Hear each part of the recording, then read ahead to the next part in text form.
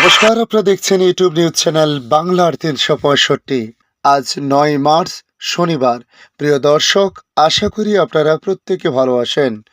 এই মুহূর্তে পশ্চিমী ঝঞ্ঝার তার দাপট চলছে ভারতবর্ষের একাধিক রাজ্যে, যে কারণে বৃষ্টিপাত চলছে।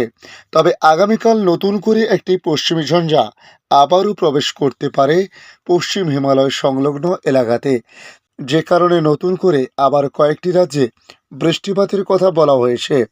তবে পশ্চিমবাংলার আবহাওয়ার পরিস্থিতি কেমন থাকতে পারে সে বিষয়ে কী জানিয়েছে আবহাওয়া দপ্তর, এবং প্রতিবেশী রাষ্ট্র বাংলাদেশ তাদের আবহাওয়ার বিষয়ে কী জানিয়েছে তা এই ভিডিওর মাধ্যমে আজকে আপনাদের সামনে তুলে ধরব।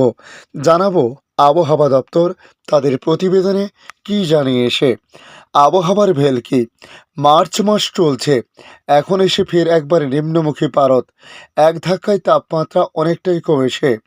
আবহাওয়া দপ্তর জানিয়েছে উড়িষ্যা এবং আসামে রয়েছে 3টি ঘূর্ণাবর্ত। এর পাশাপাশি 10ই মার্চ অর্থাৎ আগামীকাল নতুন করে উত্তর পশ্চিম ভারতের পার্বত্য এলাকায় পশ্চিমী ঝঞ্ঝা ঢুকবে।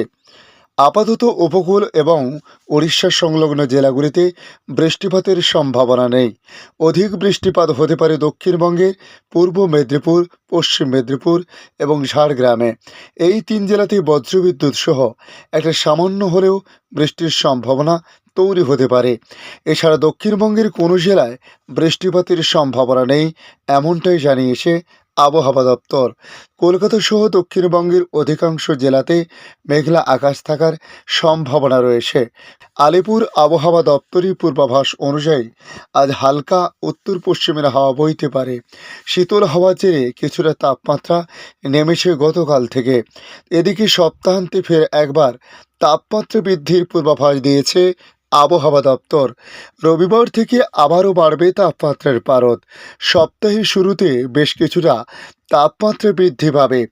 আগামী 4 দিন কলকাতা সহ দক্ষিণবঙ্গে আশেপাশের এলাকা এবং উত্তরবঙ্গে রাতের তাপমাত্রা খুব একটা হেরফের হবে না বলে জানানো হয়েছে। তবে গতকাল কলকাতায় সর্বোচ্চ তাপমাত্রা ছিল 26.7 ডিগ্রি সেলসিয়াস। দক্ষিণবঙ্গের পাশাপাশি আজ বৃষ্টির সম্ভাবনা রয়েছে দার্জিলিংয়ের পার্বত্য এলাকায়। পশ্চিমী ঝঞ্ঝা পাশ করার সময় সিকিমে বৃষ্টির সম্ভাবনা রয়েছে। এখন দেখে নেব বাংলাদেশ আবহাওয়া দপ্তর বাংলাদেশ নিয়ে কী জানাচ্ছে। চলতি মাসের মাঝামাঝি সময় পর্যন্ত রাত ও দিনের তাপমাত্রা ওঠানামার মধ্য দিয়ে যেতে পারে।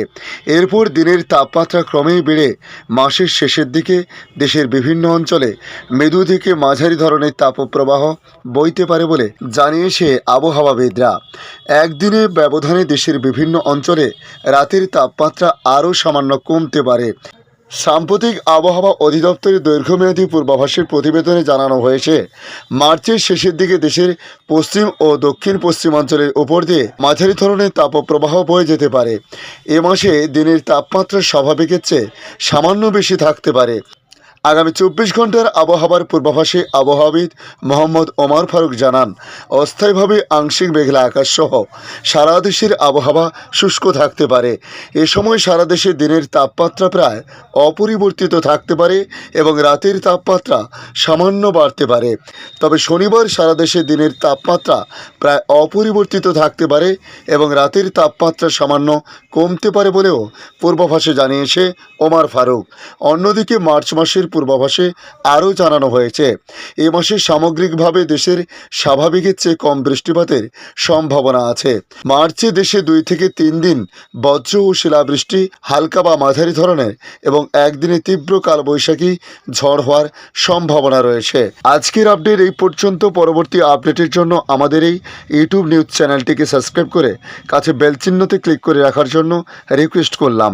পাশাপাশি আপনারা কোথা থেকে ভিডিওটি দেখছেন অবশ্যই কমেন্ট করে জানাতে পারেন। ধন্যবাদ।